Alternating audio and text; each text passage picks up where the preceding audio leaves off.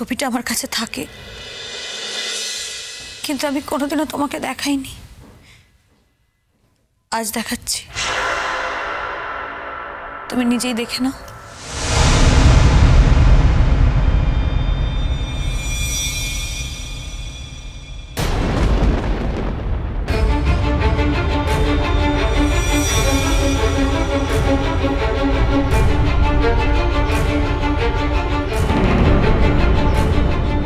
কি ব্যাপারটা চমকালে যে? কোথায়? না তো। আমি দেখেছি টুহা, তুমি চমকেছ। চমকানোরই তো কথা। বিক্রমকে দেখলে যে কেউ বলবে ও আমার অনুরাগ। অনুরাগ? আমার স্বামী ডক্টর অনুরাগ ব্যানার্জি, একজন খ্যাতনামা প্রথম সারির কার্ডিওলজিস্ট। বিক্রম তো একজন ডাক্তার বলেই আমাদের মনে হয়েছে, তা না হলে সেদিনও জেঠুনের অসুস্থতা কি করে সারালো? ওষুধ দিয়ে ইনজেকশন পুশ করে ভালো করলো কি করে? আমরা তো সবাই ধরেই নিয়েছি ও ডাক্তার। এদিকে মেঘলা বলছে ওর হাজবেন্ডের ডেড বডি নাকি পায়নি, ওর হাজবেন্ড নাকি অ্যাক্সিডেন্টে। আমরাও তো বিক্রমকে অ্যাক্সিডেন্টেই পেয়েছি। না না, এখন আমি এসব কথা ভাববো না। তোমার কি ধারণা মেঘলা, অনুরাগী এখানে বিক্রম সেজে আছে? আমার ধারণায় কি যায় আসে টুহা? তুমি তো বলেছ তোমার আর বিক্রমের বিয়েটা অনেক দিন আগে থেকে ঠিক হয়ে আছে, তোমাদের ছোটবেলা থেকে। কিন্তু টুহা, তুমি কি একটা জিনিস বুঝতে পারছো? পৃথিবীতে দুটো মানুষকে যদি একরকম দেখতে হয়, হুবহু একরকম, আর তাদের মধ্যে একজন যদি পৃথিবী ছেড়ে চলে যায়, তাহলে তার কাছের মানুষের দ্বিতীয় মানুষটাকে দেখতে চাওয়ার আকুলতা কি অস্বাভাবিক? এটা তুমি কোনোদিনও বুঝতে পারবে না টুহা। দেখো মেঘলা, তুমি আমার কথাটা বোঝার চেষ্টা করো। একরকমের দেখতে দুটো মানুষ হতেই পারে, এটা একটা কোইন্সিডেন্স। কিন্তু তুমি এটা নিয়ে বেঁচে থাকার চেষ্টা করো না। আমি তোমাকে একটা কথা বলছি মেঘলা, তোমার ভালোর জন্যই বলছি। কথা দাও আমাকে, তুমি আর কোনো দিনও বিক্রমের কাছে আসবে না। কথা দাও।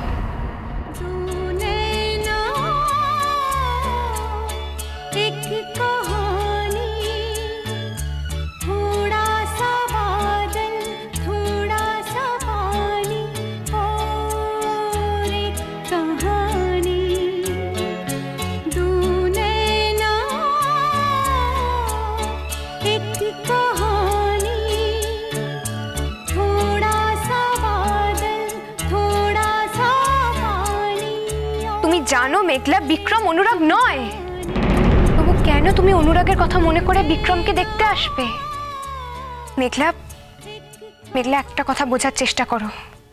এতে তোমারই কষ্ট বাড়বে আর আমারও কষ্ট বাড়বে। আমি আর বিক্রম নতুন জীবন শুরু করতে চলেছি। এর মাঝে কিন্তু কোনো তৃতীয় ব্যক্তির ছায়াও আমি পড়তে দেব না। আর তাছাড়া মেঘলা, আমরা তো তোমার কত উপকার করেছি, বিপদে তোমাকে কাজ দিয়েছি। তুমি এইটুকু উপকার করতে পারবে না আমাদের? মেঘলা, আজকের পর থেকে তুমি আর এই বাড়িতে আসবে না। তুমি বিক্রমের সাথে দেখা করবে না। আমাকে কথা দাও মেঘলা, আজ তুমি আমাকে কথা দেবে। কথা দাও।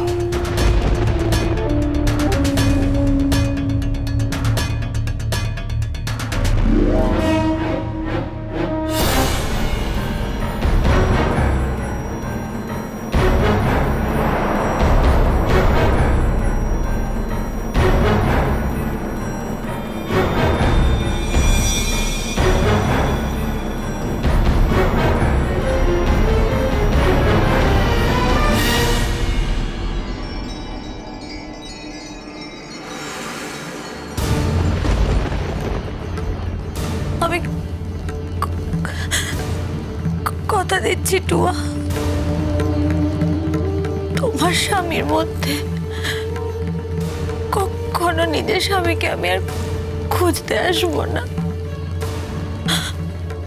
আসবো না।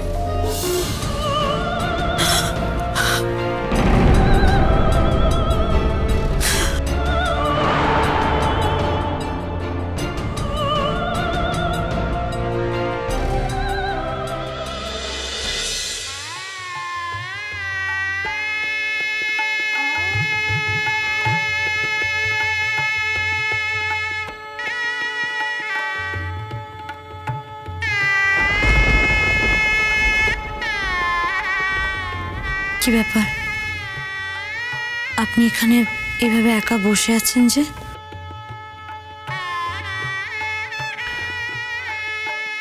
কেন একা বসে থাকা অপরাধ? না না, অপরাধ কেন হবে? তবে বর বেশে সেজেছেন আর চন্দন পড়েননি।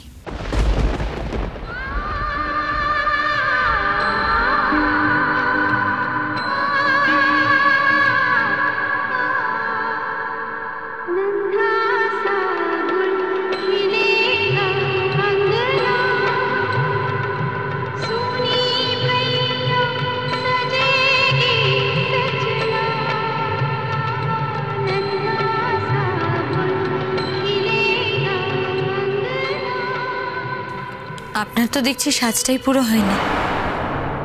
আপনার ভাবির স্ত্রীকে আমি সাজিয়ে এলাম, চন্দনটা রয়েছে আমার কাছে, পরিয়ে দেব। আপনার মনে তো দেখছি আনন্দের বান ডেকেছে। বারে, এত আনন্দের দিন আনন্দ হবে না? আপনার আনন্দ হচ্ছে না? আমার সবকিছু কেমন কেমন হারিয়ে যাচ্ছে মেঘলা। হারিয়ে যাচ্ছে? কি হারিয়ে যাচ্ছে? জানি না, আমি জানি না আমার কি হারিয়ে যাচ্ছে। শুধু শুধু এইটুকু বুঝতে পারছি যে অনেক কিছু হারিয়ে যাচ্ছে। যাকে এখন আর ওসব নিয়ে ভাবার কোনো দরকার নেই। আসুন, আপনাকে চন্দনটা পরিয়ে দিই।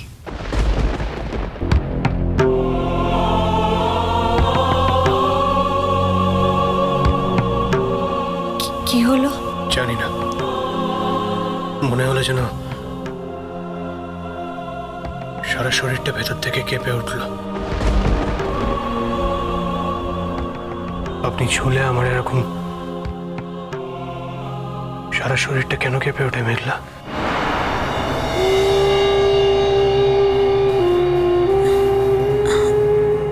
আমি জানি না।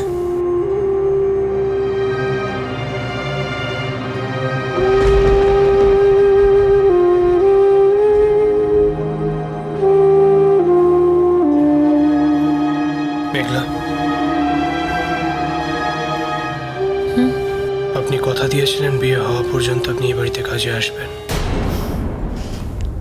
হ্যাঁ, সেই জন্যই তো আমি এলাম। আজকের পরে আমার ছুটি। না না মানে?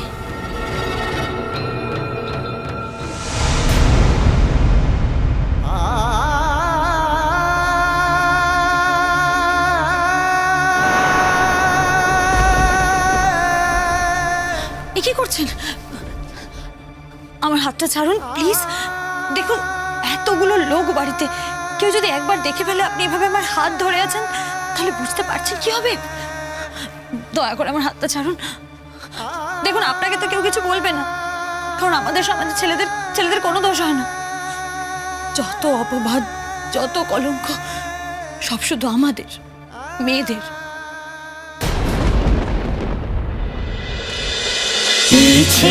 নদী